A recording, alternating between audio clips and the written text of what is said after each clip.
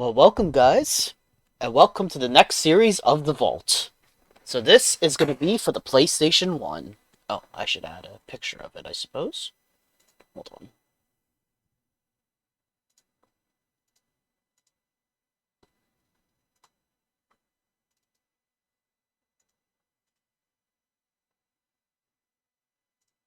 There we go.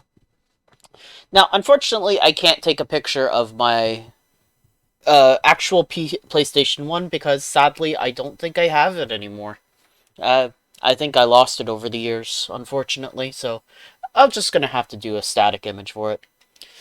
Fear not, though, because I still have my trusty PlayStation 3, which is more than capable of playing my collection of PlayStation 1 games. Anyway, the PlayStation 1, released in North America in 1995 by Sony. This was the second console that I owned, so it was quite important to me. Not only was it my introduction to JRPGs, but it also started my trend of always going with a Nintendo console and a Sony console each generation. The console's starting sound is truly iconic. Compared to its competitor using cartridges on the N64, the PS1 used discs that had a lot more storage space, and made it much more appealing for developers to work on. It also allowed for games to have FMVs and cutscenes with voice acting, even if most were terribly done. So, a bit of backstory on this console.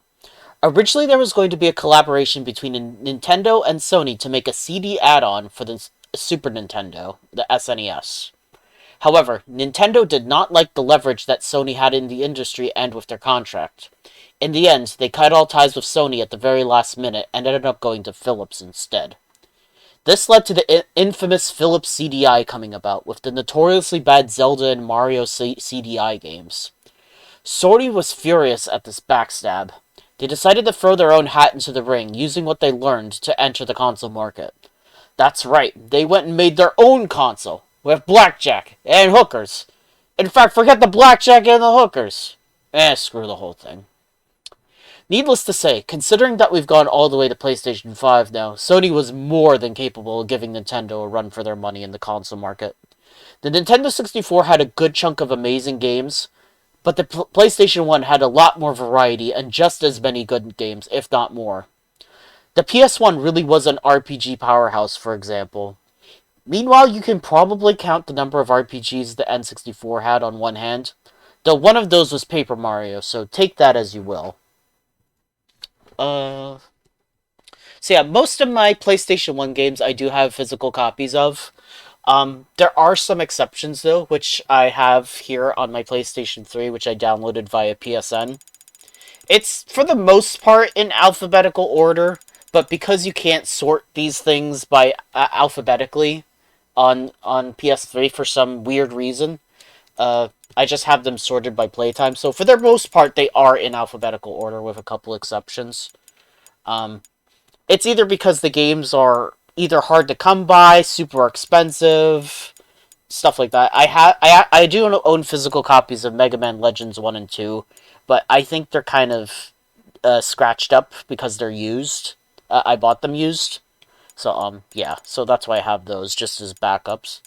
I don't have Breath of Fire 4. Castlevania Chronicles, that's pretty expensive.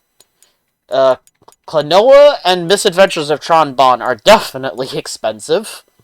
Uh, and unfortunately, this is the only way I have access to Resident Evil, which is sadly the director's cut, which has the terrible music.